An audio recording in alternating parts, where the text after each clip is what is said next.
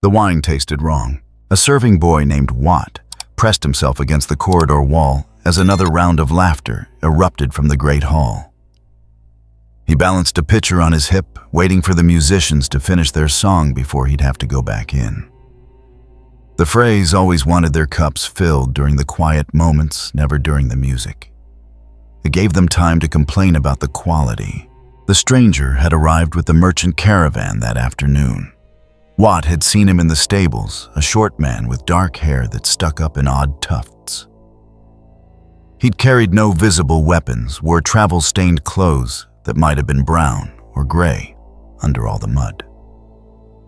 The merchant said he'd joined them 3 days south, paid for his passage by walking night watch while they slept. Didn't talk much. Didn't eat with them either. Now that same man sat in the corner of a servant's alcove near the kitchens, away from the wedding feast. He'd taken bread and salt when offered. The Freys couldn't refuse him guest right after that, though Watt had seen Sir Rolf's face twist when the stranger broke the bread with thick, calloused fingers. Watt had brought him ale an hour ago. The man had nodded once, said nothing. His eyes were strange, dark, but they caught the torchlight like an animal's might. The music changed. Watt knew the song. Everyone in the Riverlands knew it by now. The Rains of Castamere. His hands went cold around the pitcher handle. Doors slammed shut in the great hall. The first scream started before the music hit its second verse. Watt dropped the pitcher. Aisles spread across the stones as he ran not toward the hall but away from it, toward the servants' quarters where his mother worked the washing. Behind him, the screams multiplied. Crossbow strings thrummed. Something heavy crashed, maybe an overturned table, maybe a body. He'd made it halfway down the corridor when a hand caught his collar and jerked him sideways into a storage room. Watt's scream died in his throat as he recognized the stranger's face, those animal eyes now scanning the corridor beyond the doorway. "Stay quiet." The man's voice was rough accent, strange. Not from the north, not from the south. Somewhere else entirely. "They're killing," Watt started. "I know." The stranger moved to the door, peering through the gap. "How many guards between here and the eastern gate?" "The what? Why?" "Answer." Watt's mind struggled to work. 6, maybe 8.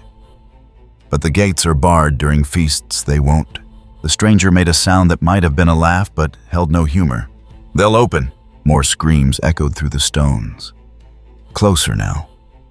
Watt heard boots in the corridor moving fast. Sir Rolf's voice barked orders about securing the kitchens, making sure no one from the Stark party escaped through the lower levels. The stranger's hands curled into fists. For a moment, Watt thought he saw something gleam between the knuckles, 3 points of metal catching the torchlight. The light was poor, and fear made him see things that weren't there. But he could have sworn he heard a faint snick like blades sliding against a sheath.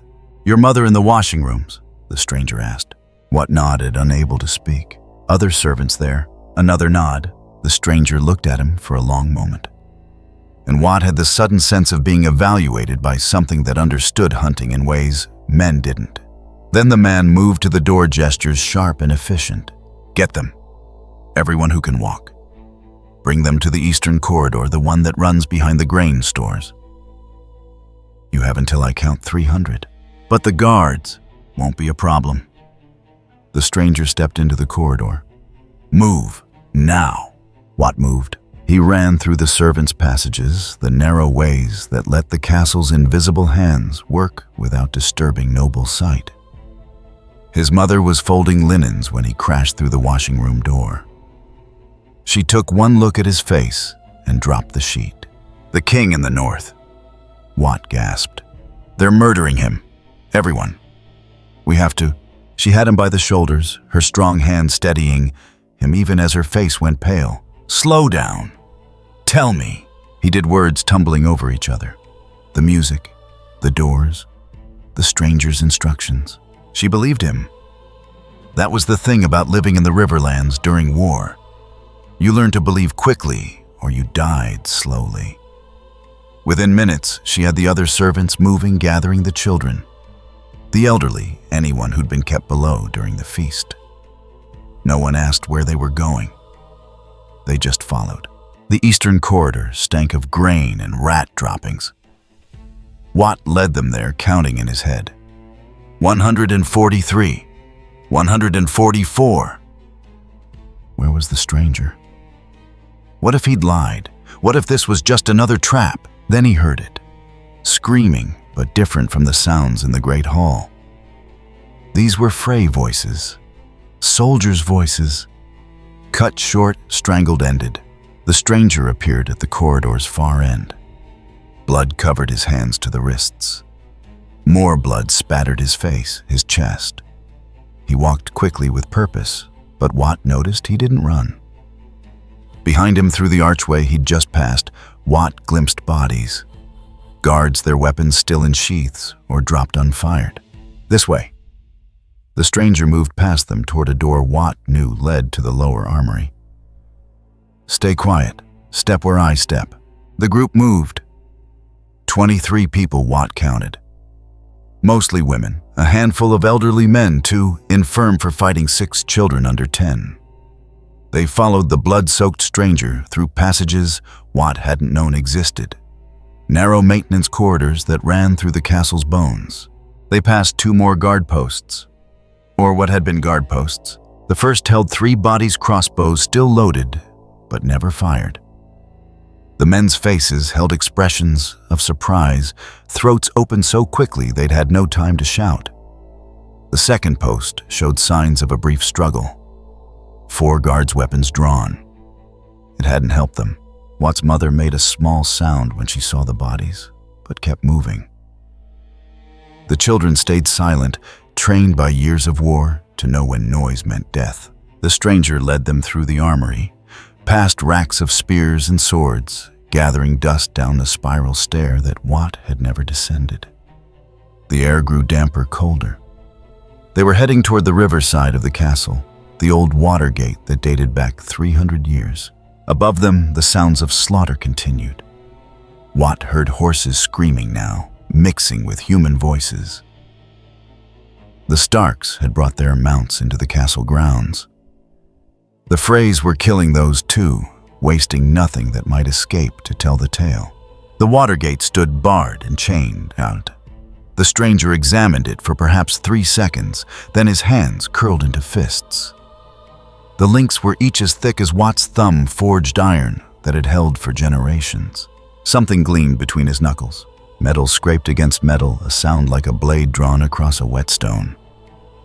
The stranger worked quickly, methodically, inserting whatever protruded from his fists into the chain links. Each contact produced a shower of sparks in the darkness, brief orange flashes that lit his face from below. The smell of heated iron filled the air.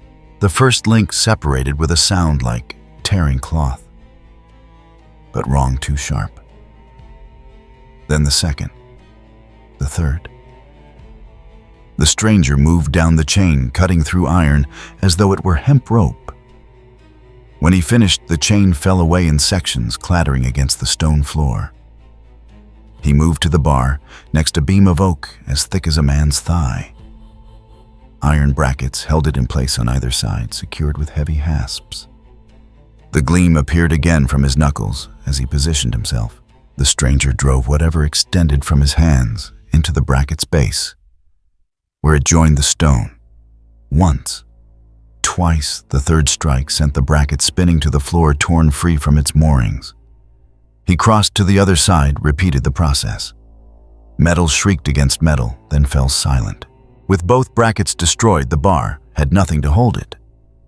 The stranger simply pushed, and the massive beam toppled forward, crashing to the stone floor with a sound that echoed up through the castle's bones. The gate swung open on rusted hinges. Cold air rushed in, carrying the smell of the Green Fork River. Beyond the opening, Watt could see Reed's darkness, the far bank perhaps 50 yards across the water. "Can you swim?" the stranger asked Watt's mother. "Most of us can," she said, voice steady despite her shaking hands. "The children." "The ones who can't swim, hold on to the ones who can. Cross here. The current's slow near the bank. Don't stop moving once you're across. Head east. Stay off the roads. Find your own people. She studied his face. You're not coming. It wasn't a question. The stranger shook his head. There are more, he said simply. Still inside. Watt's mother opened her mouth, perhaps to argue, perhaps to thank him. The stranger was already turning away, moving back toward the stairs. His footsteps faded into the darkness of the upper castle. Watt's mother organized the crossing. The strong swimmers went first, testing the current, finding the best path through the reeds. Then the children passed from hand to hand, the cold water taking their breath, but not their silence. The elderly went last, supported by those who'd already made the crossing and come back. Watt went in the middle group. The water was cold enough to hurt to make his muscles lock and his teeth chatter. But he made it across hands, grabbing for reed stalks, feet finding purchase in river mud. On the far bank, he looked back. The twins rose against the night sky, torches blazing in windows where the feast had turned to butchery. He could still hear screaming, fainter now, but no less terrible. The water gate stood open, a darker rectangle against the dark stone. Something moved in that opening, a figure pulling itself through, then another, and another. More people stumbling into the river, finding their way across by following the path Watt's group had made. Kitchen staff, stable hands, a maester's apprentice clutching a wooden case to his chest. All the invisible people who kept a castle running, now fleeing the celebration of their master's treachery. Watt never saw the stranger again.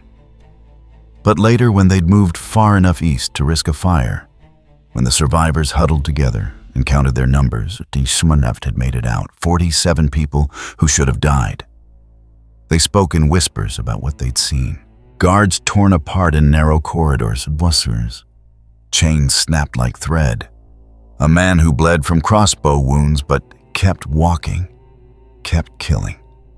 One of the cooks swore she'd seen him take a sword thrust through the chest, watched him pull the blade free and kill the swordsman with his bare hands.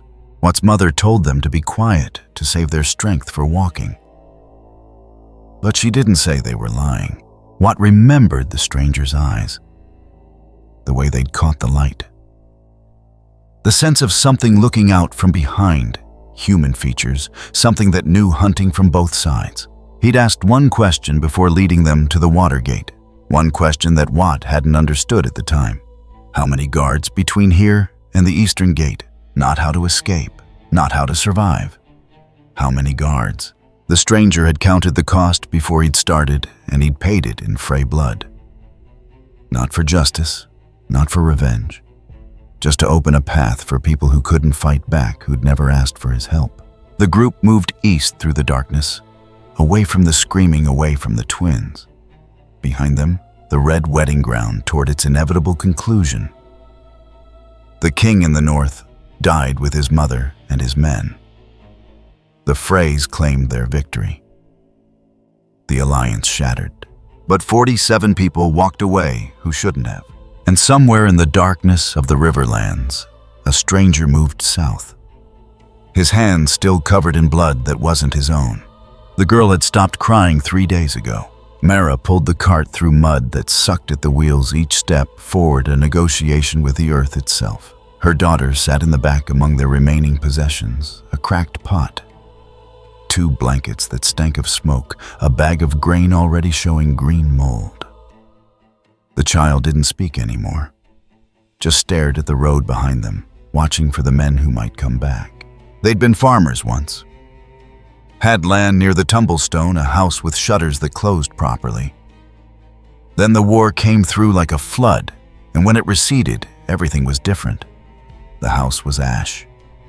Mara's husband hung from their own oak tree with a dozen others, part of some lord's message to some other lord about something that didn't matter to corpses. The road east was packed earth, turned to soup by autumn rain. Other refugees moved in the same direction, a slow current of people who'd lost the luxury of staying still. Nobody spoke much. Conversation required energy they couldn't spare. Mara had just crested a small rise when she heard the screaming ahead. The village, if you could call 3 buildings and a well. A village sat in a shallow depression off the main road. Smoke rose from one structure. A wagon lay overturned, its contents scattered across the mud. Mara counted 6 men on horses wearing leather and mail that didn't match, carrying weapons too fine for bandits who'd earned them, honestly. One dragged a woman by her hair toward the well. 2 others were hauling sacks from the largest building, pausing occasionally to kick at something on the ground. The remaining 3 sat their horses in a loose perimeter, watching the tree line. With the casual alertness of men who'd done this before, Mara stopped walking. Around her, other refugees halted, melted back from the road's edge. Nobody ran. Running drew attention. You learned that quickly. A man stumbled from the burning building, hands clutching his stomach where red leaked between his fingers. One of the mounted men rode him down, sword flashing once. The wounded man fell and didn't rise. "Mama." Her daughter's whisper was barely audible. "Mama, we should..." "Hush!" Mara was already pulling the cart backward, trying to create distance without sudden movement. The other refugees followed her example, a collective retreat that rippled down the road.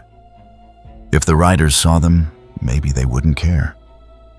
Maybe they'd already taken enough for one afternoon. Then she saw him. The stranger walked out of the tree line on the village's eastern edge. Alone. Didn't hurry, didn't call out. Just moved across the open ground toward the buildings with the steady pace of someone crossing a room.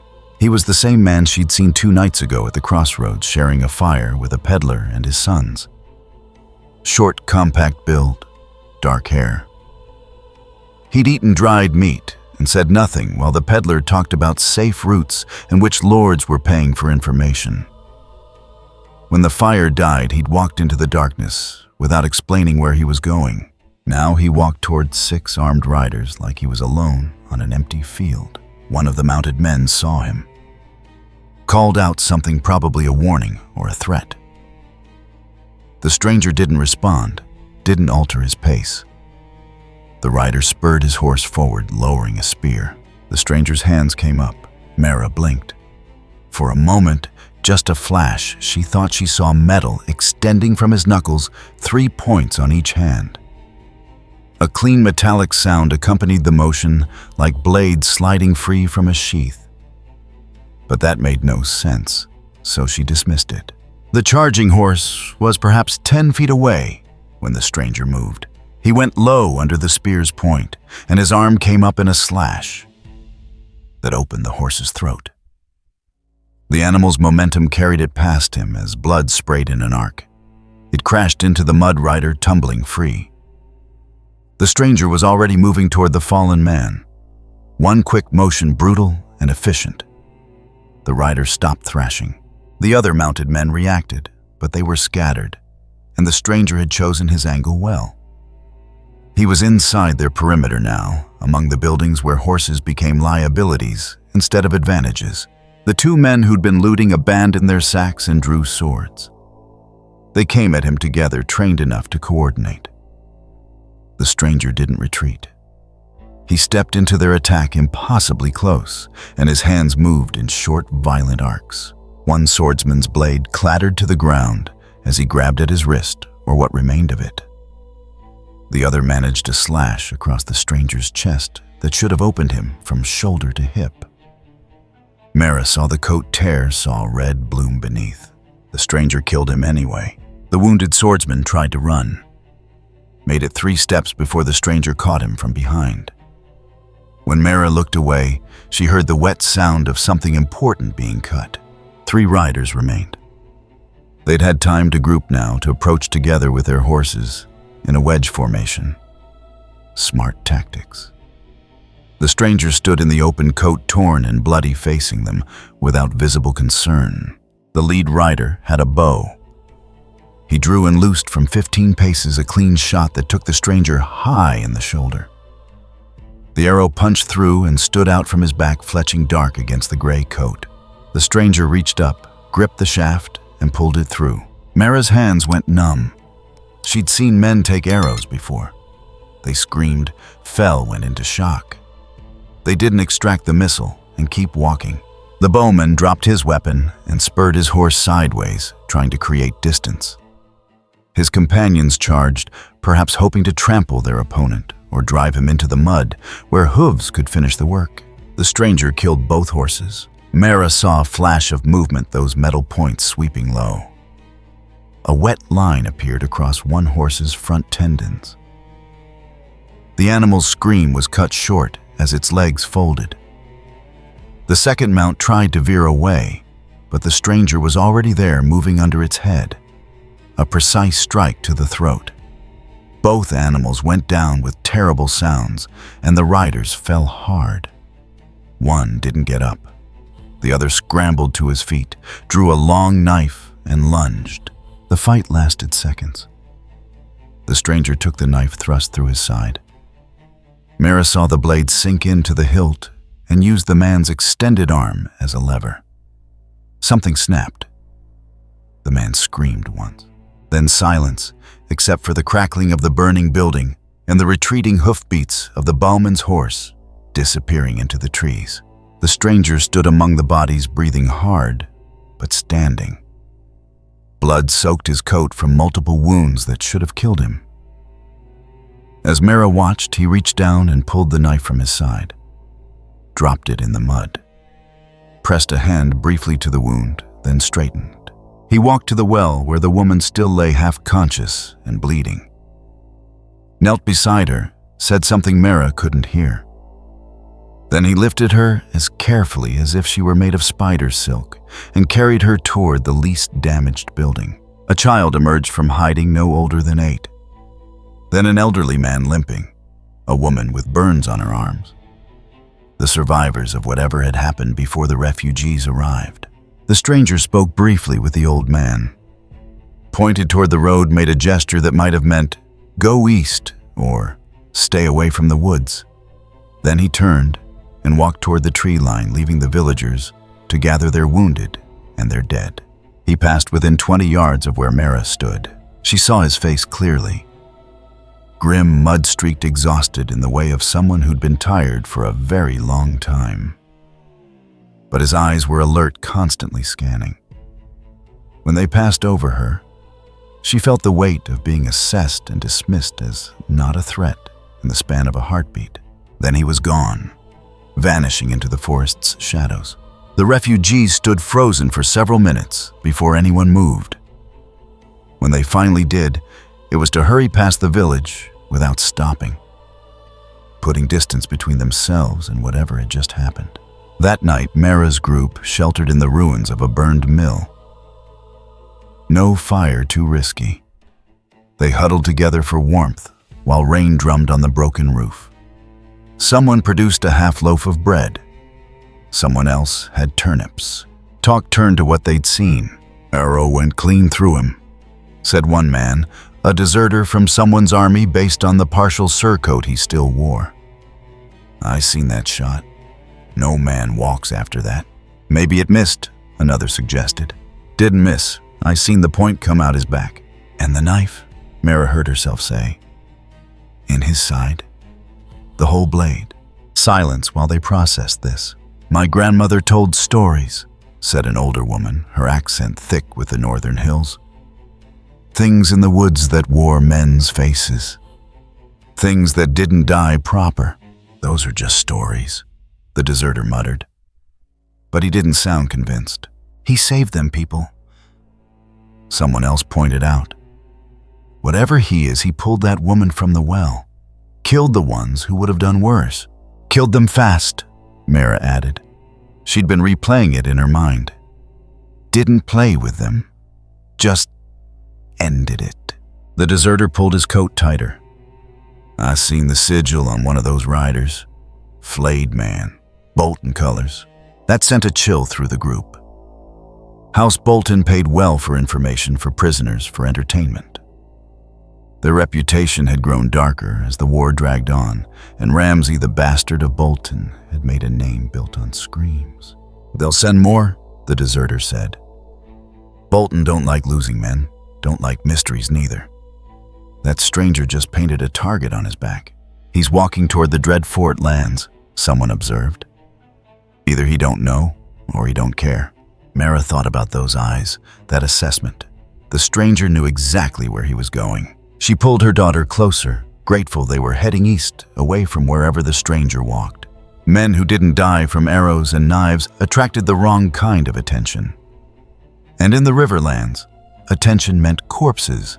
By morning, the rain had stopped. The refugees scattered, each group choosing their own path. Mara heard later, weeks later, from a peddler at a market that the story had spread. Different versions growing with each telling. A butcher who only killed wolves. A thing from the woods with claws instead of hands. A dead man still walking because something wouldn't let him rest. None of them were quite right. But in one detail, every version agreed there was something walking the Riverlands, that bled but wouldn't die, that killed without mercy, but saved without asking for gratitude. And it was walking north, toward Boltonlands, toward the flayed man's seat, toward Ramsay. Harwin had been with the Bolton host for 6 months. Long enough to know when not to ask questions. The patrol had dragged the prisoners to the old lumber camp before dawn. 3 men, 2 women, all from villages that had refused to provide winter stores. Lord Bolton didn't waste time on negotiations. He sent examples instead. Harwin stood watch at the camp's eastern approach, far enough from the main clearing to avoid seeing details, but close enough to hear the screaming start. He'd learned to focus on the tree line, on watching for threats. Letting his eyes drift toward the clearing meant seeing things that stayed behind your eyelids when you tried to sleep. Ramsay arrived mid-morning with 6 hounds and a dozen men. The bastard of Bolton rode a gray stallion and wore hunting leathers instead of armor. He looked almost cheerful. "Anyone run yet?" Ramsay asked the sergeant. One tried, didn't make it past the creek. Ramsay dismounted, handed his reins to a handler. "Shame. I was hoping for exercise." He walked toward the clearing where the prisoners were chained to posts. "Let's see what we have." Harwin kept his attention on the forest. Behind him, Ramsay's voice carried across the camp, asking questions that didn't need answers. The prisoners' responses were muffled, probably gagged. That was standard procedure now. Screaming attracted attention, and attention meant complications. The dogs growled. Not at the prisoners, they were trained better than that. Something in the forest. Harwin turned, hand moving to his sword hilt. The tree line was perhaps 50 yards away, thick with underbrush and morning fog. Nothing moved that he could see. Move that. There, one of the other guards said, pointing. A figure emerged from the mist. Short, compact build, dark coat. Walking straight toward the camp with the kind of pace that suggested purpose rather than fear. "Halt!" Harwin called out. "Identify yourself." The figure kept walking. Harwin could see him clearly now. A man maybe 5.5 feet tall, shoulders broad under the travel-worn coat. His hands hung loose at his sides, empty. No visible weapons. I said, "Halt." The stranger stopped. 20 yards away. Close enough that Harwin could see his face weathered grim with dark eyes that scanned the camp like he was counting heads and calculating odds. "Turn around," Harwin said, trying to sound more confident than he felt. "This is Lord Bolton's business. Walk away." The stranger's gaze shifted past him to the clearing. To the prisoners chained to the posts. To Ramsay, who'd stopped his work to watch this interruption with interest. "Let them go," the stranger said. His voice was rough accent, strange, each word precise and final. Behind Harwin, one of the veterans laughed. "You're either brave or a stupid, friend. There's 10 of us and 1 of you." The stranger's hands curled into fists. Harwin heard it then, a sound like metal, sliding against metal. For a moment he thought he saw something gleam between the man's knuckles, but the angle was wrong and the light was poor. "Last chance," the stranger said. "Let them go." Ramsay clapped his hands, once delighted. "Oh, this is wonderful. A hero." He gestured to his men. "Take him, carefully. I want him conscious." They spread out professionals who'd done this before. 2 with nets, 4 with crossbows hanging back, the rest moving to flank. Harwin found himself part of the advancing line, sword drawn, trying to remember his training about dealing with madmen. The stranger waited until they were almost in range. Then he moved. Harwin had fought in 3 battles and a dozen skirmishes. He'd seen fast fighters before. This was different. The stranger covered the ground between them in a blur, and Harwin's first indication that something was wrong was the wet sound of his fellow guard choking on blood, a flash of metal. 3 gleaming points extending from each of the stranger's fists. Not knives, not daggers, something that emerged from between his knuckles like claws. The nets came down. The stranger tore through them, metal slashing fabric that should have held. One of the netmen died before he could drop the rope. The other ran. The crossbows fired. Harwin saw 2 bolts hit one in the shoulder, one in the leg. The stranger stumbled, went down on one knee. "Pin him!" someone shouted. 3 men rushed in with spears, trying to drive him down while he was wounded. The stranger caught the first spear shaft, yanked it forward, used it to pull himself up and into range. His clawed hand swept across the spearman's throat. The second spearman got a thrust in Harwin, saw the point punch through the stranger's side, saw it emerge bloody on the other side. The stranger grabbed the spear shaft with his free hand and pulled himself forward along it, closing distance. The spearman's scream ended quickly. Harwin backed away. Around him, the Bolton men were falling apart. Not routing, not yet. But the neat formation had dissolved into individual fights, where metal claws moved faster than swords could block. Ramsey's voice cut through the chaos. "The chains drive him toward the chains." They'd prepared the camp for prisoners. Heavy chains staked into the ground manacles, designed for securing multiple people. If they could force the stranger into those, 2 men tackled him from behind while he was killing a guard. They went down in a tangle, and for a moment, Harwin thought they had him. Then he heard the snap of breaking bone, and one of the tacklemen went limp. But they'd bought time. 4 more guards swarmed in, and this time they had the chains ready. One loop around the stranger's neck, another around his arms, pulling him backward toward the stakes. Harwin saw the stranger's face change, saw something shift behind his eyes. The growl that came from the pinned man's throat wasn't human. The chains held for perhaps 3 seconds. Then the stranger exploded. Harwin never saw exactly how he broke free. One moment he was wrapped in iron links, the next he was standing with blood-slicked metal extending from his hands and 3 men lying dead at his feet. The wounds that should have crippled him, the crossbow bolts, the spear thrust, were still bleeding, but they didn't slow him down. He moved through the remaining guards like a scythe through wheat. Harwin dropped his sword and ran. He wasn't alone. The veterans were running too, the ones who'd survived long enough to know the difference between a fight and a slaughter. Behind them, the hounds attacked. Ramsey's trained killers, each one worth 3 men in a fight. Harwin risked a glance back and immediately wished he hadn't. The stranger killed the first dog with a strike that nearly severed its head. The second latched onto his leg. He drove his claws down through its spine without breaking stride. The third and fourth came together. One died. The other retreated, whimpering, when the stranger's clawed hand came too close to its eyes. Ramsey was already mounted, already moving. He'd circled wide during the fight, using his men as shields. Now he spurred his horse toward the northern trail, calling out to whoever was left. "Fall back to the Dreadfort." Harwin ran. He heard hoofbeats behind him, Ramsey passing, not slowing to help the foot soldiers. Standard practice. The bastard saved himself first. When Harwin finally stopped chest heaving, he counted survivors. 4 guards, 2 handlers. Ramsey on his horse, already 100 yards ahead and not looking back. The stranger didn't pursue. When Harwin dared another glance, he saw the man in the clearing cutting the prisoners free from their posts. Methodical. Careful.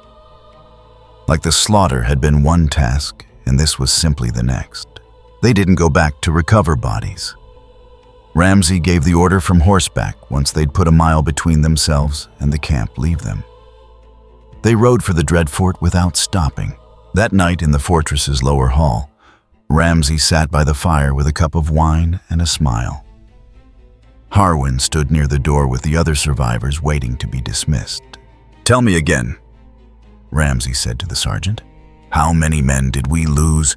14, my lord, and 6 hounds. "And what did we learn?" The sergeant swallowed. "That it bleeds, my lord, but doesn't stop." "Excellent!" Ramsay swirled his wine, watching the liquid catch firelight. "And the chains?" "They held for a moment, my lord. Then it broke free." Ramsay nodded, thoughtful. "So it can be restrained." "Briefly, that's useful." He looked at the survivors, his pale eyes catching each of them in turn. "You'll spread the word. I want every patrol to know there's something in the woods that needs to be caged. I'm offering 20 silver stags for information on its location, 50 for capture." "My lord," the sergeant ventured. "If I may, the thing killed 14 armed men. It survived wounds that should have—" "I'm aware," Ramsay interrupted, still smiling. "That's what makes it interesting." He stood, set down his cup. "Send word to our friends in the other houses. Tell them the Boltons are hunting something rare. Tell them we need trackers, trappers, anyone with experience bringing down dangerous animals." He walked toward the door, paused beside Harwin. Up close, his eyes were cold, despite the smile. "Did you see what it carried? What extended from its hands?"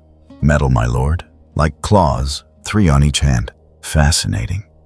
Ramsay patted Harwin's shoulder. "Next time we'll bring chains specifically for hands. Claws can't cut what they can't reach." He continued toward the stairs, calling back over his shoulder. "Double the patrols. I want it found within a fortnight, and this time we'll be prepared." Harwin watched him go, feeling cold despite the fire's warmth. The bastard wasn't angry about the losses. He was excited, treating it like a hunt, like a game. The sergeant dismissed them. Harwin went to the barracks, lay on his cot, and stared at the ceiling.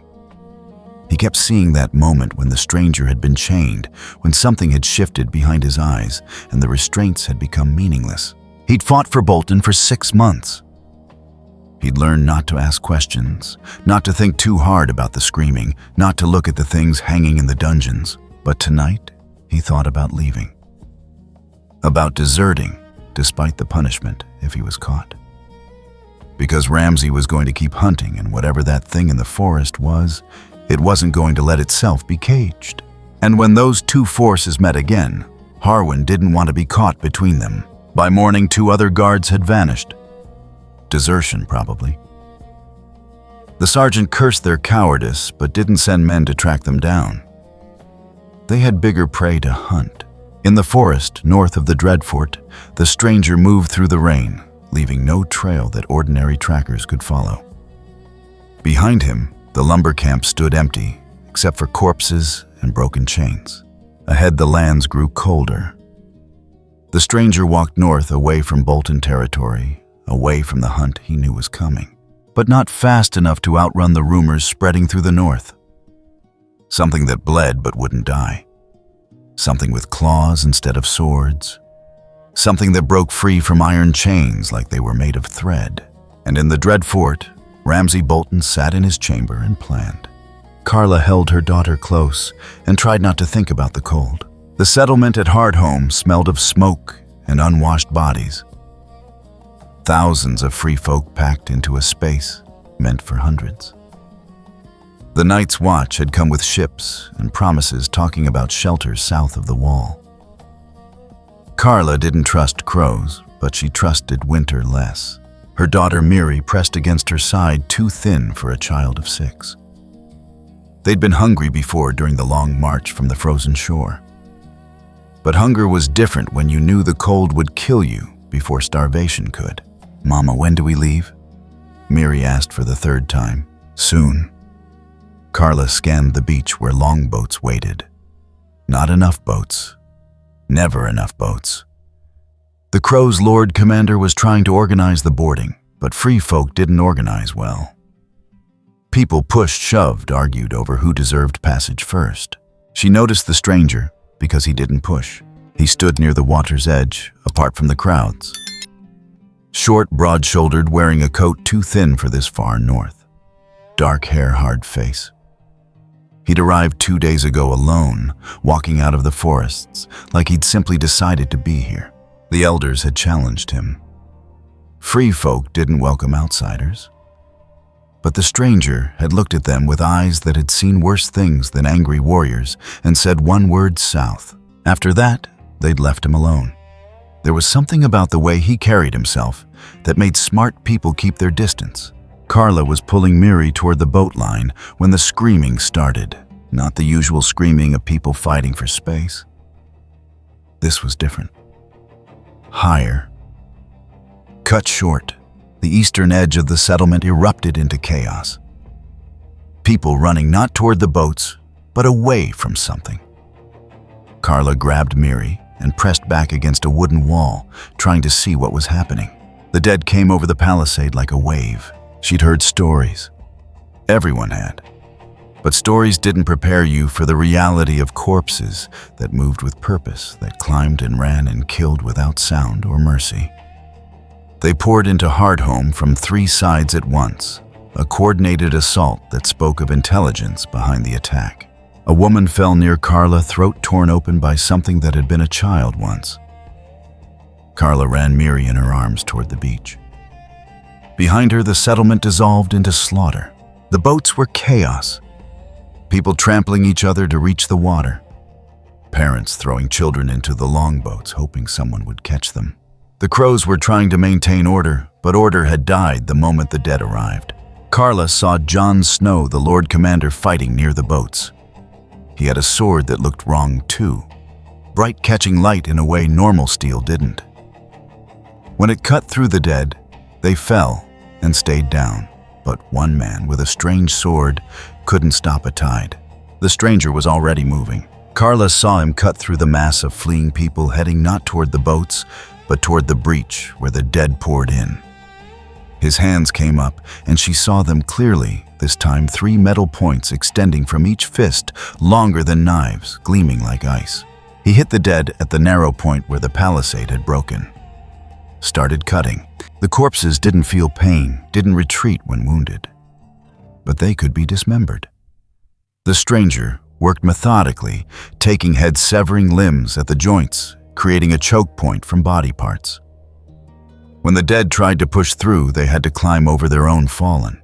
It bought time, seconds, maybe a minute. Enough for 3 more boats to fill and push off. Carla reached the water's edge with Miri. A crow reached down, hauled her daughter up into a boat that was already overloaded. Carla tried to climb after, but hands pushed her back. Too many people. Too much weight. "Next boat!" someone shouted. There might not be a next boat. Carla looked back at the settlement. The dead had broken through in too many places now. They were everywhere, pulling down the living, adding to their numbers. With every kill, the stranger had moved deeper into the settlement. She could track him by the space that opened around him, the way the dead converged and then fell apart. He was fighting towards something, not retreating, not fleeing. Hunting. Then she saw what he was hunting. They stood at the far edge of the beach, 4 of them. Taller than the corpses, wrapped in ice and ancient armor. Their eyes glowed blue in the smoke and failing light. White Walkers. The things from children's stories, the things that commanded the dead. One of them pointed at the stranger. The dead around him surged forward in a coordinated rush. The stranger disappeared under a pile of corpses. Carla's heart sank. Nothing could survive that many. Bodies exploded outward. The stranger emerged, covered in black blood, and worse things still moving. 3 dead clung to him, biting, tearing. He shook them off like dogs shaking off water. She saw wounds close as she watched flesh knitting together in a way that made her stomach turn. He reached the nearest White Walker before the creature could retreat. The fight lasted seconds. The walker was fast, inhumanly fast, with a blade of ice that should have ended any mortal opponent. But the stranger was faster. He ducked under the ice sword, came up inside its reach, drove his claws into the walker's chest. The creature shattered. Not died, shattered. Like ice dropped on stone. The pieces hit the ground and melted, steaming in the cold air. The dead nearest the fallen walker collapsed. Just stopped moving, strings cut. 20, maybe 30 corpses falling like puppets. The remaining 3 walkers pulled back. They moved in unison, tactical, already adapting. The stranger turned toward them, but the mass of dead had regrouped, cutting him off. He had to kill his way through, and they had time to retreat into the smoke. Carla felt hands grab her, lift her into a boat. She hadn't realized she'd been standing frozen, watching. As the boat pushed off, she kept her eyes on the beach. The stranger was everywhere. Not trying to save everyone, that was impossible, but making space wherever the living clustered, creating corridors they could use to reach the water. When a group of free folk got cornered against a burning building, he cut through the dead surrounding them, pointed toward the boats, then turned back to the fight. She saw him take wounds that should have killed him. A spear through the stomach, teeth tearing into his shoulder, an axe wielded by a dead warrior who'd kept its weapon sinking into his leg. Each time he yanked the weapon free, or tore away the biting corpse and kept fighting. The boat was 50 yards from shore when the horn sounded. 3 long blasts, the signal to abandon the beach. Jon Snow was the last living fighter on the sand. He backed toward a boat sword still cutting. The stranger appeared beside him, said something too quiet to hear. Jon nodded. They held the water line for the final boat to fill. Then they were in the water, Jon wading out to a longboat, the stranger diving under and swimming. Carla lost sight of him in the waves. The boats pulled away from Hardhome. Behind them, the settlement burned. The dead filled the beach, thousands of them, watching the ships depart with empty eyes. Then she saw him. The Night King stood on the rocky outcrop above the beach. Taller than the other walkers, crowned in ice, ancient beyond measure. He raised his arms slowly, deliberately. The dead who'd fallen during the fight stood up. The free folk who'd died on the beach, who'd been trampled or torn apart or pulled down, they stood up too. Their eyes opened, glowing blue, and they turned toward the water, toward the boats. Carla pulled Miri close, covering her daughter's eyes. Around her, the survivors watched in silence as their dead rose to join the enemy. She looked for the stranger in the other boats. Found him in Jon Snow's vessel, hunched over water, streaming from his coat. Even from this distance, she could see the wounds closing on his exposed skin, flesh pulling together in defiance of nature. Jon was talking to him, urgent, gesturing. The stranger wasn't responding. He was staring back at the shore, at the Night King, and the Night King was staring back. The ancient thing tilted its head, studying. Then it lowered its arms and turned away, walking back into the smoke as if the massacre had been nothing more than a test. The boats rowed south. Behind them, Hardhome burned, and the dead marched north, following their master into the true winter. Carla held Miri and tried not to shake. Around her, the survivors were doing the same, holding whoever was left, trying to process what they'd seen, trying to understand how they were alive when so many weren't. An old woman near the bow spoke, her voice carrying across the water. The one with the claws. He killed it. Killed the ice demon. Saw it too, another confirmed. Touched it and it broke apart. Impossible. Everyone knows you need dragon glass or Valyrian steel. I saw what I saw. Jon Snow's voice cut through the whispers. He's bleeding. Get him something for the... He stopped. Carla could see why. The wounds were already gone. Skin whole, coat torn, but flesh underneath unbroken. The stranger finally spoke, his rough voice carrying in the cold air. How many did you lose? Jon's face was gray. More than we saved. They'll use them. The dead. Add them to the army. I know. Jon looked back at the burning shore. What are you? The stranger didn't answer. He stood, moved to the edge of the boat, and stared north. Carla followed his gaze. In the distance, through smoke and falling snow, she thought she saw blue lights, thousands of them. An army that didn't need to eat or sleep or fear marching through the darkness. John tried again. The wall is the only thing between that and the 7 kingdoms. We need— I know what you need. The stranger's tone was flat. And you won't get it. The people south care about their wars, their thrones. They won't believe until the dead are at their gates. Then we make them believe. You killed one of those things, the White Walkers. If you come to Castle Black, if you tell them, I'm not your proof. The stranger turned and Carla saw his eyes clearly, hard, tired, old in a way that had nothing to do with years. I'm not your weapon. I'm not your hope. Then what are you? The stranger looked back at the burning shore. Just passing through, the boats rowed on. The shore receded. By the time they reached the ships waiting in deeper water, Hardhome was a smear of orange light against the northern darkness. They loaded onto the larger vessels in silence. The wounded were tended, though there were fewer wounded than there should have been. The dead took their victims completely, or not at all. Carla watched the stranger climb aboard the last ship. He moved to the far rail away from the others and stood alone, watching the north. John approached him once more, spoke too quietly for her to hear. The stranger shook his head. John walked away, frustration and fear warring on his face. That night, while the ship sailed south and the survivors tried to sleep, Carla heard the whispers spreading through the hold. Stories about the man who'd fought the dead and wouldn't die, who'd shattered an ice demon with his bare hands, who bled but healed, who killed without mercy but had saved dozens who would have drowned in the panic. He's not natural, someone muttered. Don't matter what he is, an older man replied. Matters what he did. Bought us time to run. The crows will want him. Lock him up, study him. Good luck with that. Carla closed her eyes and held her daughter. She'd survived. Miri had survived. That was supposed to be enough. But she couldn't stop seeing the Night King's tilted head.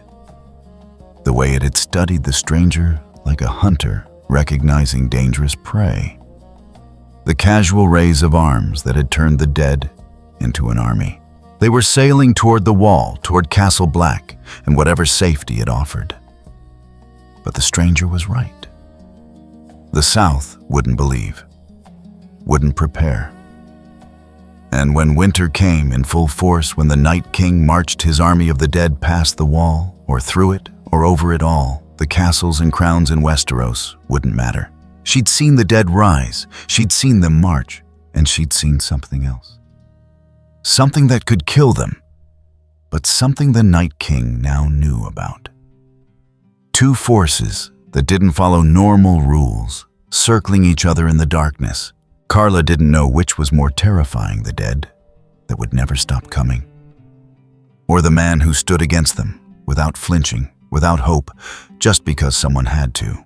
Ed had been steward at Castle Black for 4 years.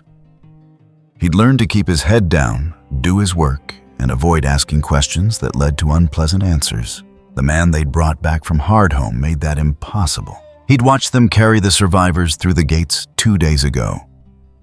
Frozen, traumatized, fewer than a third of those who'd gone north. Jon Snow had looked like he'd aged a decade, and the wildlings who'd made it back wouldn't meet anyone's eyes.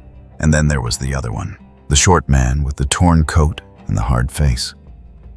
The one who'd walked off the ship under his own power despite injuries that should have left him bleeding out on the deck. Ed had helped tend the wounded, had seen the gashes in the man's clothing, the dried blood. But no wounds underneath. Just pale skin and old scars. Now the stranger sat in one of the storage rooms, door guarded, waiting while the officers decided what to do with him. Ed brought him water and salt pork. The guard let him through after checking the tray for weapons, as if Ed would try to smuggle a blade to someone who apparently didn't need one. The stranger sat on a crate, arms resting on his knees, eyes fixed on the far wall. He didn't look up when Ed entered. "Brought you food?" Ed said, setting the tray on another crate. "Water's fresh. Pork's, well, it's what we've got." No response. Ed started to leave. "They planning to keep me here long?" The stranger's voice was rough accent, unfamiliar. Ed paused. "Don't know. Lord Commander's meeting with the other officers. A lot of questions about what happened at Hardhome." "I'm sure there are." The stranger finally looked at him. Dark eyes, direct and unsettling. "What do they say about me? That you killed one of the White Walkers? That you took wounds that should have killed you and didn't die?" Ed shifted his weight. "That you're either the best fighter they've ever seen or something worse." "And what do you think?" Ed considered lying, decided against it. "I think you scare them, and scared men do stupid things." The stranger's mouth might have quirked. Might have been a smile or just a shadow. Smart steward. Footsteps in the corridor. Multiple sets. Ed recognized Jon Snow's tread and Alistair Thorne's heavier step. He moved to the side as they entered. Jon looked exhausted. Alistair looked angry, which was his usual state, but seemed particularly focused now. Two other brothers followed them, in hands on sword hilts. "Leave us," Jon said to Ed. Ed left quickly, but not so quickly that he couldn't hear the beginning of the conversation. He took up a position just outside, close enough to listen. Stewards heard things. That was part of the job. Jon's voice. "We need to understand what you are." The stranger, a man. Alistair's sneer was audible. "Men die when you put a spear through them. Men don't heal wounds in hours. Some men do." "Don't play games," Alistair snapped. "We've fought the dead. We've seen things that shouldn't exist. But you're something else. Maybe you're one of them. Maybe you're worse." A pause. When the stranger spoke again, his tone had gone flat. "If I was one of them, you'd already be dead." "Is that a threat?" "It's a fact," Jon intervened. "We're not your enemies. You fought at Hardhome, saved people. But we need to know what we're dealing with. The dead are coming, and anything that can kill White Walkers. I'm not a weapon you can point at your problems. I'm not asking you to be a weapon. I'm asking you to help us survive by locking me in a room." Silence. Then Alistair. "We're keeping you secure until we understand what you are. Standard procedure for unknowns." The quality of the silence changed. Ed felt the temperature drop, though that might have been imagination. The stranger's voice came very quiet. "Open the door. When we're satisfied you're not a threat, open the door." Something in the tone made Ed step back from the doorway. He heard movement inside, rapid and violent. A crash. Someone cursing. Metal sliding, no, not sliding. Extending. The door exploded outward. Ed pressed against the wall as the stranger emerged. 3 gleaming points extended from each of his fists, longer than daggers catching torchlight. His face had changed not in structure, but in expression. Feral. Dangerous. One of the brothers tried to block his path. The stranger grabbed him by the surcoat, lifted him off his feet with one hand and slammed him against the wall hard enough to crack stone. The man slumped conscious, but dazed. "Don't touch me," the stranger said. "Don't chain me. Don't lock me in small rooms." Each word, precise, measured. "I've had enough of that." Alistair had his sword out. "You just assaulted a brother of the Night's Watch. That's..." The stranger moved. Faster than Ed could track. One moment Alistair was advancing with his blade. The next he was on his back with those metal claws at his throat. The stranger crouched over him. "I could have killed everyone in that room," the stranger said quietly. "I didn't. Remember that next time you think about chains." He stood, the claws retracting into his hands with that same metallic sound. Turned to Jon, who'd drawn Longclaw, but hadn't attacked. "You want help?" the stranger asked. "Don't try to own it." Jon met his eyes. "Fair enough.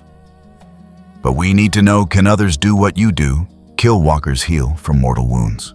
No, then you're unique. And that makes you valuable to us. To others who'll hear about what happened at Hardhome. I'm not staying. I'm not asking you to. But the dead are coming for everyone.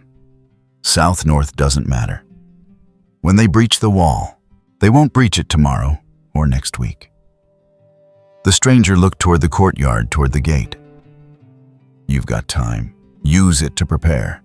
Get dragonglass. Train your men. Stop fighting each other.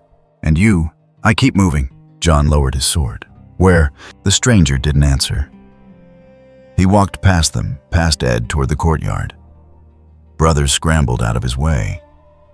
Word had spread fast. The prisoner had broken free, had put Alistair on his back without killing him. Ed followed at a distance, curious despite his better judgment. The stranger walked to the wall itself, stood looking up at the massive structure of ice and magic. His hands curled and uncurled at his sides. John caught up alone this time. They'll come after you. The wrong people will hear about someone who can't be killed, who can fight the things we fear most. They'll want to use you or destroy you. Let them try. I'm serious. Kings, lords, John stopped, chose his words carefully. There are powers in the South that would see you as a threat or a prize, maybe both. The stranger glanced at him. You trying to protect me or warn me off? Both, maybe. John rubbed his face, looking older than his years. We lost thousands at Hardhome. The dead turned them against us. Every person who falls becomes another weapon for the Night King. And we're losing this war because nobody south of here believes it's happening. They will, eventually. Shen. When the dead are at King's Landing. Probably. John's laugh was bitter. You're not wrong. He paused. If you're heading south, there's something you should know.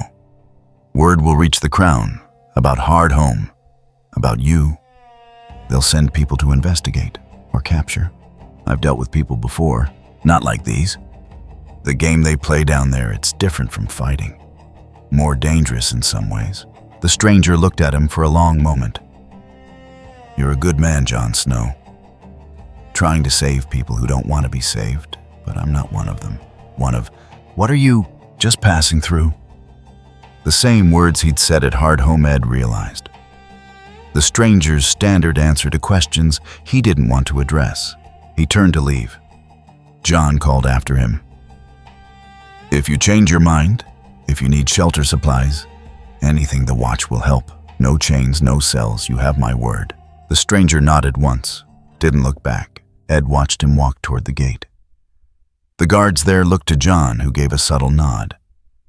They opened the way.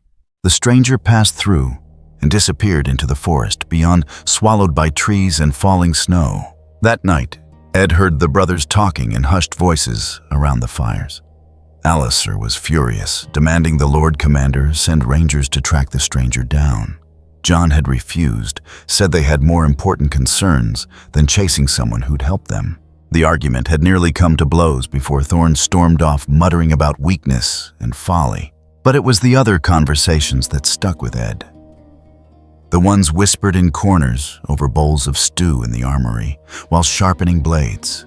If he can kill walkers without dragonglass, what else can he kill? Saw him take a spear through the chest. Pulled it out like it was nothing. Thorne had him dead to rights with a sword. He disarmed him like a child. What if he turns on us? What if there are more like him? And the question that made Ed's blood run cold, spoken by a grizzled veteran who'd fought wildlings and worse. If he's the only thing that can kill the dead, and someone kills him, what then? 3 days later, a merchant caravan arrived, seeking shelter from an early storm. Among them was a man who'd been at Hardhome, who'd escaped on one of the boats. He spoke of what he'd seen, and the merchants listened with the attention of those who traded in valuable information. Within a week, the story would reach White Harbor.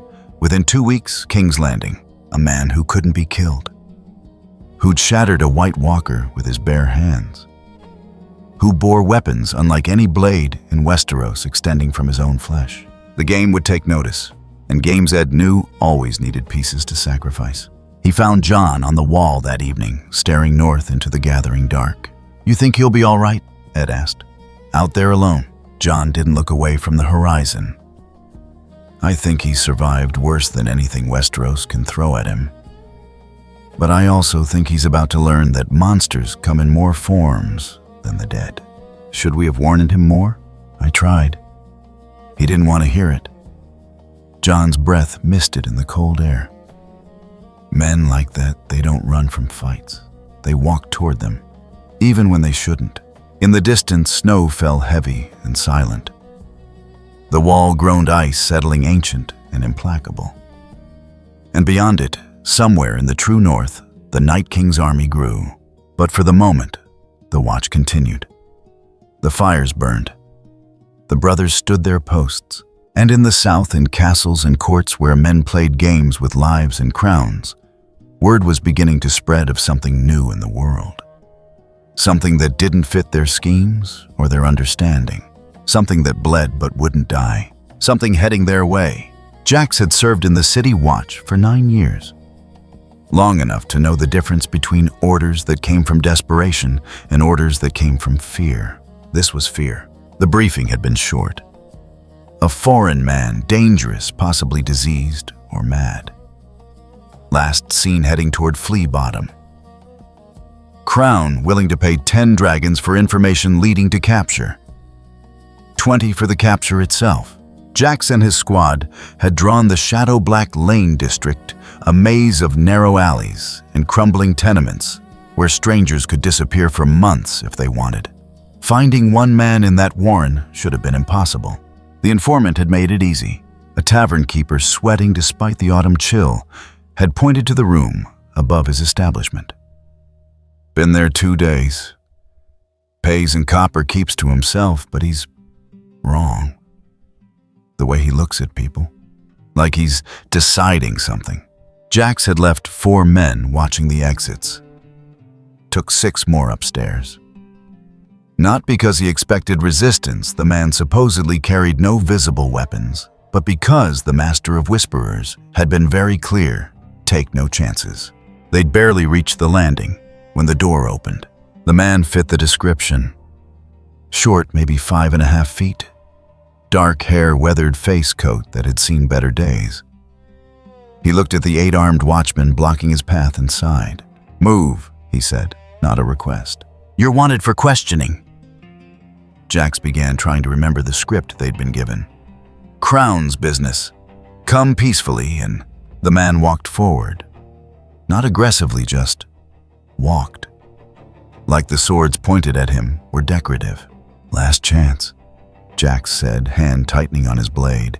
"Move, and we'll be forced to..." The man's fist came up faster than Jax could track. Something gleamed between his knuckles, 3 points of metal extending impossibly from the flesh itself. The nearest watchman went down with his throat opened before he could scream. Then everything went to hell. Jax had fought in tavern brawls, put down riots, even helped defend the walls once when pirates raided the harbor.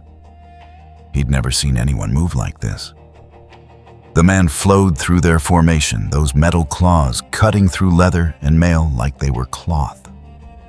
One of his men tried to grapple him from behind, got an elbow to the face that shattered bone, followed by a backhand strike that opened his chest. Jack stumbled back, tried to raise his sword, felt it torn from his grip, heard it clatter down the stairs. The man didn't kill him, just shoved him hard into the wall and kept moving down the stairs toward the street. The trap was waiting outside. Nets dropped from windows, thick rope weighted with lead. Crossbowmen on the rooftops, 24 gold cloaks forming a perimeter. Someone had planned this carefully positioned forces before they'd even knocked on the door. The man tore through the first net, but the second and third caught him together, tangling his arms. Crossbow bolts flew. Jax watched from the doorway as 3 punched into the man's back, 2 more into his legs. The man went down on one knee. For a moment, Jax thought they had him. Then he started cutting his way out. Those claws sawed through rope that should have held a bear. The nets fell away in pieces. The man stood bolt still protruding from his back and thighs and started walking toward the nearest exit point. "Bring down the gate, tump-pump," someone shouted. The portcullis at the alley's end dropped with a crash, iron bars as thick as a man's wrist. The other end was already blocked by a wagon overturned to seal the street. They'd penned him in a killing box. The crossbows fired again and again. Jax lost count of the bolts hitting home. The man's coat was shredded blood soaking through in dark patches. But he didn't fall. Didn't even slow much. He reached the portcullis, gripped the bars, and started cutting. The claws ground against iron, shooting sparks. Metal screamed. The gate was solid, forged steel meant to withstand battering rams. It took him maybe 2 minutes to cut through enough bars to create a gap. "Stop him." The order came from a man in fine clothes, one of the Queen's people Jax realized with growing dread. This wasn't just a city watch operation. They rushed him. 20 men with swords and spears trying to drag him down through sheer weight of numbers. Jax saw the man kill 4 in as many seconds, watched him take a sword thrust through his side that should have dropped him instantly. He pulled the blade out himself, used it to kill the man who'd stabbed him, then dropped the weapon and went back to tearing through the gate. The finely dressed man was screaming now, ordering them to use fire to seal the alley to bring more men. But the men were already breaking, the ones smart enough to realize they were being fed to something that wouldn't stop. Jax ran. He wasn't proud of it, but he ran. Heard the portcullis finally give way behind him, heard screaming that ended too quickly. By the time he reached the end of Shadow Black Lane, the fighting was over. The alley was full of bodies, mostly watchmen, a few civilians caught in the chaos. The gate hung twisted and broken. The man was gone. They found him again 3 hours later, or rather he found them. The holding cells beneath the Red Keep were where they'd taken the tavern keeper and his family. Standard procedure when someone aided a fugitive intentionally or not. Extract information, ensure cooperation, then release them if they checked out clean. The man walked through the guardhouse like it was empty, killed the 2 sentries before they could raise alarm, then proceeded down into the cells. Jax heard about it later from a survivor who'd been smart enough to press himself into a corner and play dead. The man cut through 3 locked doors to reach the cells, found the keeper and his wife and daughter in separate holding pens. Used those claws to tear the bars apart, not pick the locks, just destroyed the metalwork. Told them to leave, pointed to the stairs. Then he found the officer who'd ordered their arrest. The body was discovered an hour later. Single strike, throat to sternum. Quick. No torture, no message carved into flesh. Just ended. Jax heard the aftermath from his captain, who'd heard it from someone higher up. The Queen was furious. Not at the deaths, those were expected when dealing with dangerous unknowns, but at the failure. At the implication that something in her city could move freely, kill with impunity, and disappear despite walls and gates and hundreds of armed men.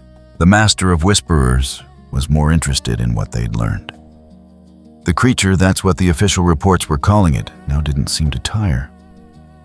Bled extensively, but showed no sign of blood loss. Healed from mortal wounds within minutes, maybe hours. And those claws, no one had seen anything like them. Not weapons held in the hands, but part of the flesh itself extending and retracting at will. Qyburn had collected samples from the scene. Blood mostly scraped from walls and pooled on stone. Jax had overheard him talking with one of his assistants, voice clinical and excited in equal measure. Remarkable regenerative properties. Cellular reconstruction on a scale that shouldn't be possible. If we could isolate the mechanism.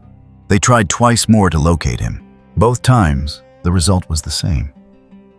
Bodies, destroyed fortifications, and no target. On the 4th day, merchants reported seeing a man matching the description heading north on the King's Road. Alone, on foot, moving at a steady pace that suggested he could walk all day without rest. The Queen sent riders. They found tracks that might have been his. Never found the man himself. By the end of the week, The official line was that the creature had been driven from the city by the bravery of the City Watch, that it had fled wounded, likely to die in some ditch beyond the walls. The unofficial story, the one that spread through taverns and guardhouses, was different. Jax heard it whispered by men who'd been there, who'd watched someone take enough arrows to kill a dozen men and keep moving, who'd seen him tear through gates and guards like they were paper. Queen wanted him caged, wanted him studied maybe, used as a weapon. And you can't cage something like that, can't own it. Try and it'll bite your hand off. 3 gold cloaks deserted in the aftermath. Just didn't show up for duty, probably fled to the countryside with whatever they could carry. Jax didn't blame them. He'd thought about it himself. The gold paid for silence helped. Extra coin for the families of the dead. Assurances that the creature was gone, driven off, no longer a threat. But Jax kept his sword sharp and slept poorly, because he'd seen those eyes when the man had walked past him in the tavern stairwell. Dark and cold and utterly devoid of fear. Not the eyes of something running away. The eyes of something that had simply decided this wasn't worth staying for. 2 weeks later, word reached King's Landing from Dragonstone. A Targaryen spy network always watching the capital had heard rumors. A man who couldn't be killed, who'd torn through crown forces like a scythe through wheat, who bore weapons unlike any in the 7 kingdoms. Daenerys Targaryen was reportedly interested, very interested. And in the north, in the Riverlands, in the scattered holdfasts and forgotten villages, the stories continued to spread, changing with each telling growing larger, but always centered on the same impossible truth. There was something walking Westeros that didn't bend to kings or queens, that killed when cornered, but sought no throne, that bled but wouldn't fall. And nobody, not the crown, not the watch, not the whole apparatus of Westerosi power, had any idea how to stop it. Grey Worm had killed men in 17 different ways. He knew how to fight formations, individual combatants, cavalry charges, siege defenses. He'd been trained since childhood to face any threat with discipline and precision. Dragons were different. The ruined city sprawled across the valley like a broken tooth. Ancient stone walls crumbling from wars fought generations ago. Daenerys had chosen it as a staging ground for her forces defensible central to the territories she claimed large enough to house 3,000 Unsullied and twice that many Dothraki. And now it was burning. Not from an army, from one man. Grey Worm had received the reports an hour ago. A stranger walking the old market district where refugees from the countryside had gathered seeking Daenerys' protection. Local soldiers had tried to conscript him, pressed too hard. The stranger had refused. They'd tried to force him. Mistake. By the time Grey Worm arrived with his column, 6 soldiers were dead, and the stranger had vanished into the labyrinth of collapsed buildings and narrow passages that honeycombed the old quarter. Then came the order, find him, bring him to the Queen. Alive, if possible. They'd cornered him in a warehouse district buildings, clustered tight with walls still mostly intact. The stranger stood in a courtyard, ringed by stone, 3 Dothraki blood riders blocking the exits. Grey Worm positioned his Unsullied at the perimeter spears ready. Daenerys, Stormborn Queen of, he began. The stranger cut him off. Don't care. His voice was rough accent foreign. Get out of my way. Grey Worm studied him. Short, compact build, no visible armor. Hands that hung loose, but ready. This was the man who'd supposedly killed White Walkers, who'd torn through King's Landing's forces like they were straw men. The Queen wishes to speak with you. Come peacefully. No. A blood rider moved forward, Arach raised. The stranger's hands came up. Grey Worm saw it clearly this time, 3 metal points extending from between each set of knuckles, gleaming in the afternoon light. Not weapons held, but part of the flesh itself. The blood rider swung. The stranger ducked under the curved blade, came up inside his guard, drove those claws into the man's chest. The Dothraki fell without a sound. The other two blood riders attacked together, skilled enough to coordinate. They lasted longer. One managed to cut the stranger's shoulder deep enough to expose bone. The wound bled, but the stranger didn't slow. Within 30 seconds, both blood riders were down. Grey Worm signaled his men forward, a wall of spears advancing in formation.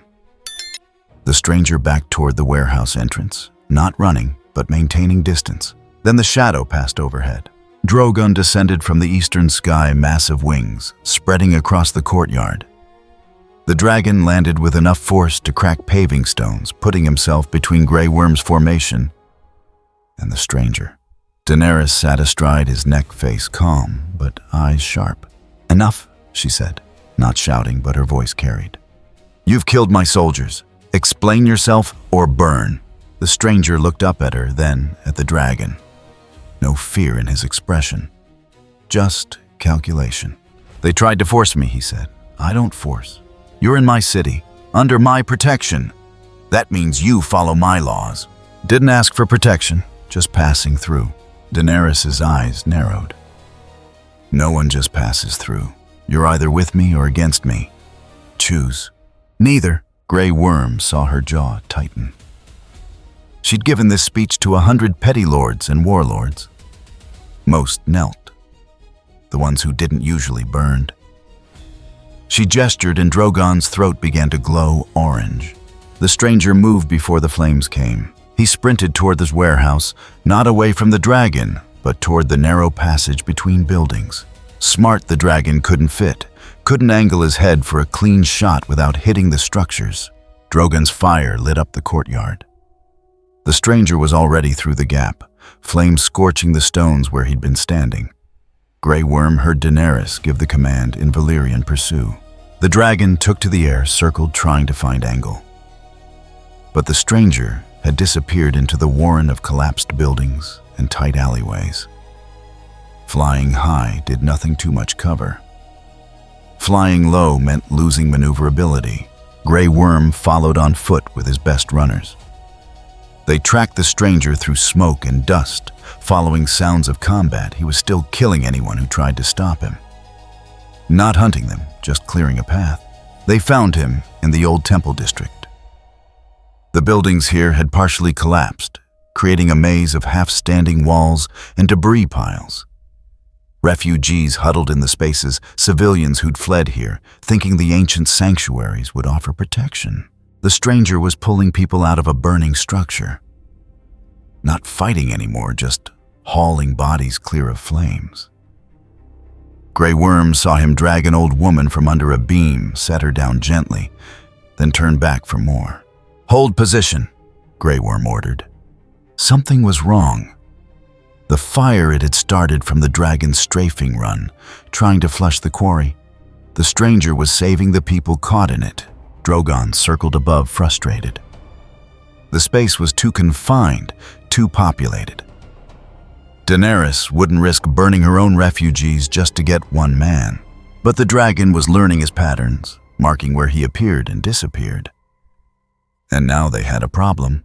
Refugees endangered the stranger trying to save them, and limited time before the whole district became an inferno. Grey Worm saw the moment Daenerys made her decision.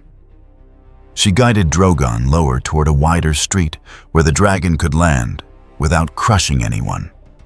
She was going to offer terms again this time with leverage. "Help me save these people, and we'll talk."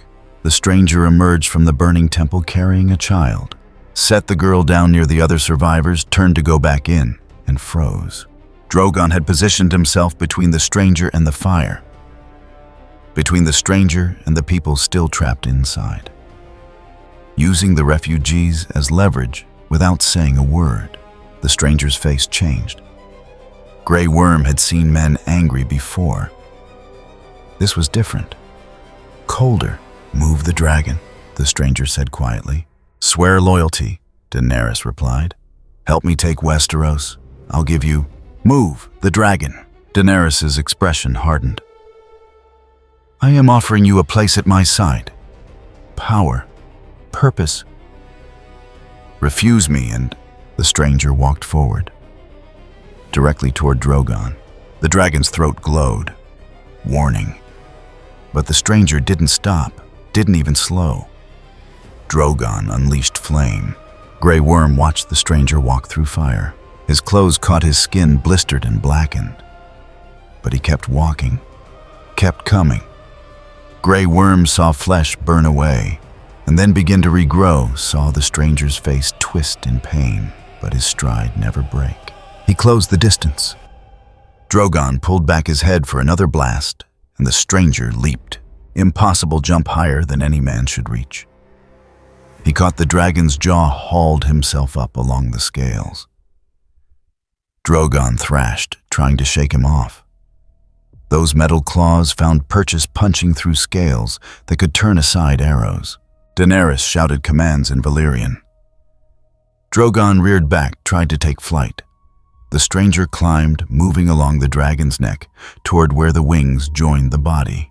Grey Worm had fought beside Drogon in 3 battles. He'd never seen anything make the dragon scream. The stranger drove his claws into the wing joint. Not deep, he couldn't pierce the heavy muscle and bone there, but enough to make Drogon fold that wing wrong. The dragon came down hard, crashed into the street. Daenerys held on barely. The stranger didn't press the advantage. He rolled clear, came up in a defensive stance. Drogon was already recovering fury, overriding pain. But the wing hung wrong, membrane torn. Daenerys slid from the saddle face, pale with shock. She'd seen Drogon wounded before spears, scorpion bolts. Never like this. Never from something small enough to hold in her hand. "Dracarys," she whispered. Drogon unleashed everything. Point blank, no holding back. The stranger was engulfed in a column of flame, hot enough to melt stone. When it cleared, he was still standing, burned. Clothing gone skin red and blistered across most of his body. But standing and healing. Grey Worm watched skin knit together, watched muscle reconstruct beneath. Not instantly, but fast enough to see. The stranger looked at Daenerys, looked at the dragon, then turned and walked toward the burning temple, toward the people still trapped inside. "Stop him," Daenerys commanded. Grey Worm didn't move. Neither did his Unsullied. They'd just watched something survive dragonfire. Watched it wound Drogon. Their training said engage, but their survival instincts said wait. The stranger pulled 4 more people from the fire. Worked methodically, checking each collapsed section, hauling debris aside with strength that shouldn't be possible for someone his size. The last person out was a boy, maybe 10, unconscious from smoke. The stranger handed him to one of the refugees. Said something too quiet for Grey Worm to hear. Then walked away into the smoke and shadows of the ruined district. Drogon tried to follow. Managed 3 wing beats before the torn membrane forced him down. The dragon hissed frustration, but couldn't pursue. Grey Worm approached Daenerys carefully. She stood, rigid hands clenched, watching where the stranger had disappeared. "My queen, find him," she said, voice tight. "I want every soldier searching. I want scouts on every road. I want to know where he goes, what he does, who he talks to. He saved the refugees. I know what he did." She turned eyes harder than Grey Worm had seen them. "He defied me, wounded my dragon, walked away without kneeling. If word spreads that someone can challenge me and live, others will try." He didn't seem interested in challenging, just in leaving, which makes him more dangerous. Daenerys looked at Drogon, who was licking his wounded wing. "If you can't kill something, you control it. If you can't control it," she paused, "you make sure no one else can either." Grey Worm understood. The stranger had become a problem not because he attacked, but because he refused to submit. In Daenerys' world, there were only allies and enemies. The stranger had chosen to be neither, which made him both. The search lasted 3 days. They found tracks heading north. Found witnesses who'd seen a burned man walking through their villages, healing as he traveled. found a farmer who'd traded him clothes, and said the man had asked for news about the wall. The wall, the far north, the place where the dead supposedly walked. On the fourth day, Daenerys called off the active hunt, but maintained watchers. If he returned, if he interfered with her plans again, they'd be ready. Next time with Net's chains, maybe poison. Something to slow him down long enough to contain. Grey Worm kept his thoughts private. He'd seen what happened when they tried to contain this one. Seen what he did when cornered, when innocents were threatened. Whoever tried to cage him next would pay in blood. That night in the barracks, his men whispered. Saw him walk through dragon fire. Saw him climb Drogon like he was a horse. The Queen wants him dead. The Queen wants him controlled. Different problem. Can he be killed? No one had an answer. Grey Worm thought about the stranger's face. When Drogon had blocked the temple, the cold fury in those dark eyes, the way he'd gone through dragonfire to reach people who needed help. He thought about Daenerys' face when the stranger had turned his back and walked away. The first time anyone had done that and lived. 2 queens in Westeros now competed for power. Cersei in the south, Daenerys in the east. Both commanded armies. Both had resources. Both played the game with ruthless efficiency. Neither of them had any idea what to do with something that didn't want to play. A week later, merchants brought news from the north. The dead were massing beyond the wall. The Night's Watch was desperate. And someone matching the stranger's description had been seen heading toward Castle Black. Daenerys ordered scouts to track his movements, to report, not engage, to watch what he did when the dead came south in force. If he can hurt a dragon, she said to Grey Worm, maybe he can hurt whatever leads the dead. And if he can't, then we learn his limits. Either way, we learn.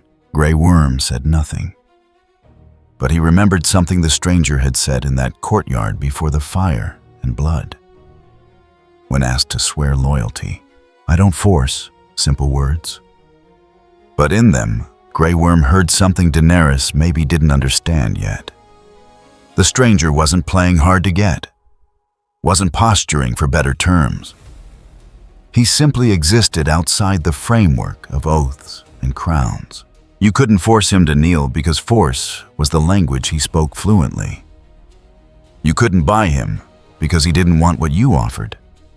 You couldn't threaten him because he'd already walked through worse than anything you could promise.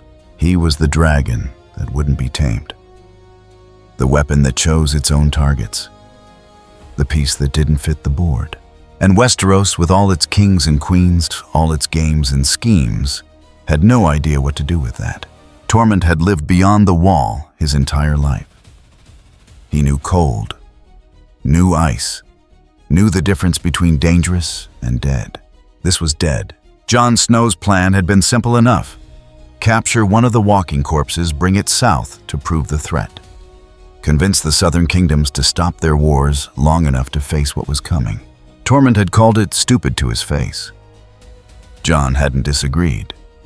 But here they were, anyway, 7 men walking into the lands of always winter with ropes and hope. Then the 8th had joined them. He'd appeared at their camp the night before they crossed north of the wall. No horse, no supplies, just walked out of the darkness like he'd been tracking them for days. Probably had been. Tormund recognized him from Hardhome. Everyone who'd survived that night recognized him. The short man with the metal claws who'd killed White Walkers and wouldn't die. Jon had tried to talk to him. We're going to... I know what you're doing, the man had said. His voice was rough accent, strange. Stupid. Then why are you here? Because you're going anyway. The man had settled near the fire, close enough for warmth, but apart from the group. And I don't want to dig your corpses out of the snow later. No oath, no promise of loyalty, just a simple statement of intent. Now they moved through a landscape of white and gray, following tracks left by small groups of whites. The dead didn't hide their movement. They had no need for stealth when they couldn't be ambushed or tired. The stranger scouted ahead, ranging out in ways that would get normal men lost or frozen. He'd disappear for an hour, come back with information about terrain and enemy positions. didn't explain how he knew. Just knew. There, he said on the second day, pointing toward a low ridge. 8 of them, separated from the main host. How do you... One of the men started. I can smell them. Tormund believed him. The man didn't lie, didn't embellish. He stated facts. They found the whites exactly where he'd said. 8 corpses in various states of decay, shambling through the snow with purpose but no urgency. Jon gave the signal. They moved in with nets and ropes, trying to isolate one.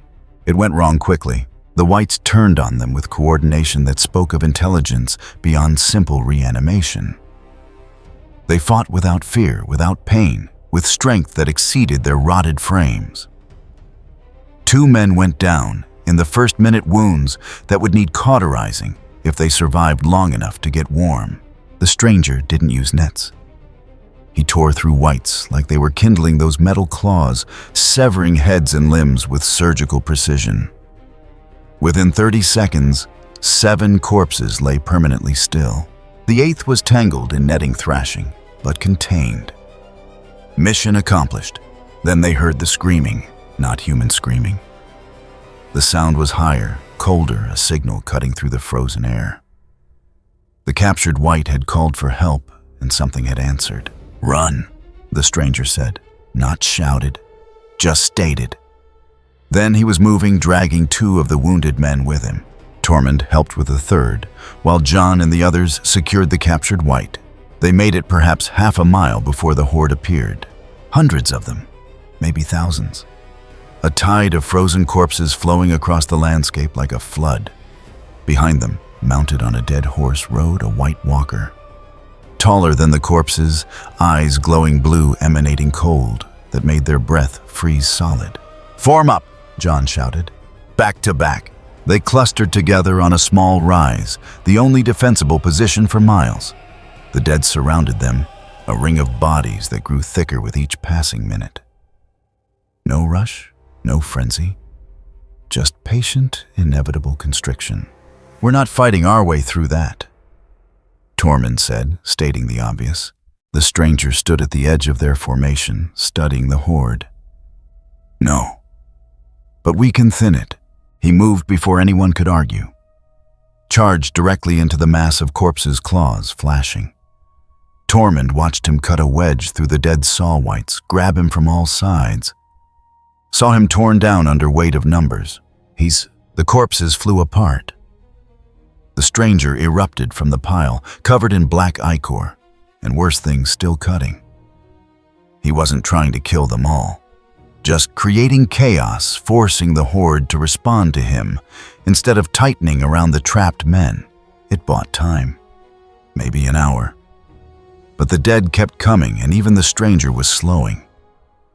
Tormund saw him take hits now, whites biting into his shoulders, tearing at his legs. The wounds closed, but slower than before. Not healing, just persisting. The White Walker advanced, ice sword gleaming. It moved through its own troops, without care, cutting down whites that got in its path, heading directly for the stranger. They met in the center of the horde. Tormund had seen men fight before. This was different. The walker was fast, inhumanly fast, its blade leaving trails of frost in the air. The stranger was faster. He ducked under a sweep that would have taken his head, came up inside the walker's guard, drove both sets of claws into its chest. The creature shattered. Just like at Hardhome, breaking apart like ice struck with a hammer. The whites nearest it collapsed, strings cut. But more walkers were coming. Tormund counted 3 approaching from different directions, moving with purpose. They'd learned from watching their brother die. Weren't giving the strangers single combat. We need to move, Jon was pulling at Tormund's arm. While they're focused on him, we need to... A horn sounded in the distance, then another. Reinforcements. Impossible, they were miles from the wall from any help. The stranger appeared beside them, breathing hard. First time Tormund had seen him look genuinely tired. That way. Run. Don't stop. What about... I'll follow. Go. They went. Tormund helped carry the wounded, the netted white, between two men stumbling through snow that tried to swallow their legs with each step. Behind them, he heard combat, the wet sounds of flesh being cut, the crack of ice breaking screams, both dead and otherwise. The stranger caught up to them 3 miles later. His coat was shredded, his exposed skin was crisscrossed with wounds that were still closing. He didn't explain what he'd done to delay pursuit. Didn't need to. They found shelter in a ravine, built a fire with the last of their fuel. The dead hadn't followed, not immediately. But they could hear them in the distance, a low moan that carried across the frozen waste. John tried to thank the stranger, got cut off. "Don't," the stranger said. "You knew this was stupid. You did it anyway. We needed proof. You have proof." The stranger gestured to the still thrashing white in its net. "Now you need to survive long enough to show it." Tormund studied him in the firelight. "Why help us? You don't serve the Watch. Don't serve anyone." The stranger was quiet for a long moment. "Because when the dead break through, it won't just be soldiers who die. It'll be everyone. The old, the children, the ones who never asked for this. And you care about that. I care about not watching people die when I could have stopped it. Simple, direct, no speeches about duty or honor, just a fact." They made it back to the wall 2 days later. 4 wounded, 1 dead, 1 captured white, still struggling in its bonds. The journey south had been a nightmare of and pursuit, the strangers scouting behind them, reporting on the horde that followed at a distance, but never quite caught up. Almost like they weren't trying to catch up, like they were observing. At the wall, John tried again. "Come to Winterfell. When the dead march, we'll need. I know what you need." The stranger looked north toward the darkness beyond the wall. "And I'll be there.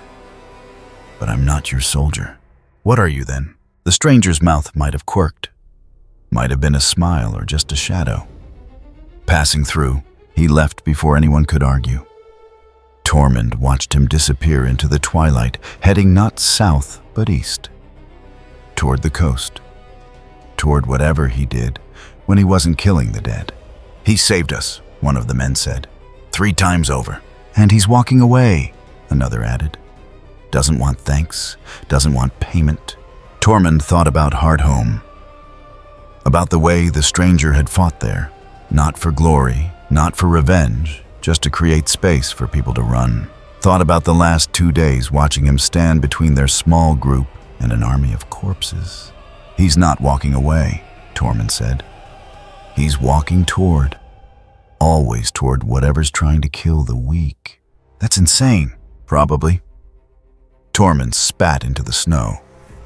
"But when the real fight comes, when the Night King brings his whole army south, that's the one you want between you and them. Far to the north, beyond sight." But within reach of those who could sense such things, the Night King stood among his generals. The Ancient One tilted his head, studying the direction the strange warrior had gone. This creature that killed walkers, that healed from mortal wounds, that fought with a fury born of something beyond simple survival. Interesting. The Night King had lived, if that was the word, for thousands of years. He'd seen warriors of every kind. Brave ones, strong ones, desperate ones. This one was different. This one fought like the dead themselves, relentless, efficient, without fear of injury. But with one crucial difference: purpose. The dead served. This one chose. The Night King gestured to his lieutenants. The horde would advance, but not recklessly, not exposing himself or his commanders until the moment was right. This strange warrior was dangerous, would need to be neutralized or avoided when the final assault came. Would need to be studied, understood, countered. The Night King had time. The long winter was still gathering strength. When it broke fully, when the wall fell, or was bypassed, when his army marched on the lands of the living, then they would see if this creature could be killed, or if he could be turned. The dead were patient, and patience was the long winter's greatest weapon. Sarah had been a kitchen worker at Winterfell for 6 years. She knew how to keep fires burning, how to stretch food when supplies ran low, how to stay invisible when lords needed privacy. She didn't know how to fight the dead. The assault had begun at nightfall. No horns, no shouted challenges, just a tide of corpses flowing across the snow, like water finding level. They'd hit the outer defenses in silence, thousands of bodies that didn't need orders or courage, just the will of the thing that commanded them. Sarah watched from the inner courtyard, pressed against cold stone with 24 other non-combatants. The screaming had started within minutes. The Unsullied held the main gate for perhaps an hour before a weight of numbers pushed them back. The Dothraki charge had vanished into darkness, swallowed whole. Now the dead were inside the walls. She saw him cutting through the chaos, moving against the flow of retreating soldiers. The short man with dark hair who'd arrived 3 days ago, who'd spoken to no one, who'd spent his time walking the walls like he was memorizing every weak point. His hands bore those metal claws she'd heard whispered about. He used them like extensions of thought. No wasted motion, no hesitation. A white lunged at a fallen soldier. The man intercepted claws, severing head from his shoulders in one smooth arc. 3 more corpses converged. He cut through them like they were wheat, but there were too many. For every one that fell, 10 more pressed forward. The man fought toward the crypts, toward where the living had taken shelter, not charging blindly, working angles, using choke points, making every step count. When whites grabbed him from behind, he tore free, leaving pieces of himself in their grip. Sarah saw chunks of flesh torn away, saw bone exposed. Watched the wounds close as he moved, skin knitting together, impossibly fast. A white walker appeared at the courtyard's edge. Taller than the corpses, frost radiating from its presence. It raised an ice blade and pointed directly at the man with the claws. The whites surged, not scattered or random, now coordinated, trying to bury him under sheer mass. Sarah lost sight of him beneath the pile of bodies. She counted to 10, waiting for him to emerge. He erupted from the heap, covered in black blood and worse things. Drove straight through the lesser dead toward the walker itself. The ice creature raised its sword to block the man, went low under the guard claws, punching into its chest. The walker shattered. The whites nearest it collapsed, but more walkers were coming. And behind them, at the edge of visibility, Sarah glimpsed something larger. Something crowned in ice and ancient malice. The Night King had entered Winterfell. The temperature dropped. Fires guttered and died. The remaining defenders formed desperate clusters, but their formations crumbled as frost made fingers numb and weapons brittle. The man with the claws didn't try to hold ground. He kept moving, kept killing, kept creating space for people to retreat. When a group of women and children got trapped against a wall, he cut through the dead, blocking their path. When a wounded soldier fell unable to rise, the man hauled him up and shoved him towards safety. He was everywhere. But everywhere wasn't enough. Sarah saw the Godswood gates slam shut. Heard shouts that the Night King was advancing on the heart tree on the boy. In the wheeled chair they'd positioned there as bait. The trap was sprung, but the defenders were scattered, exhausted, dying. The man with the claws stood in the courtyard, surrounded by corpses. For a moment, he looked lost, head tilted like he was listening to something. Then he moved not toward the gates, but toward the collapsed section of wall where a trebuchet had fallen. He disappeared into the rubble. Sarah didn't see what happened next. Nobody did. The Godswood was sealed, defended by the last handful of fighters who could still raise weapons. But she heard it. Everyone heard it. The sound of ice breaking. Not shattering, breaking. Like a frozen lake giving way under impossible weight. The sound echoed across Winterfell, across the battlefield, across the long night itself. Then silence. The whites attacking her courtyard stopped. Mid-lunge, mid-strike. They stood frozen for a heartbeat. Then they fell, all of them. Thousands of corpses dropping like puppets with cut strings. The White Walkers dissolved into mist and memory. The unnatural cold retreated, replaced by merely natural winter. The long night ended not with dawn, but with stillness.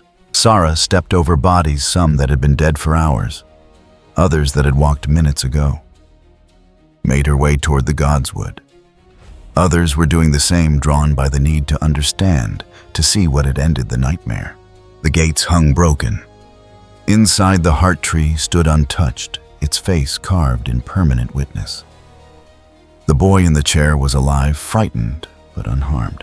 The Night King lay beneath the tree, or what remained of him, shards of ice and ancient armor melting into the soil.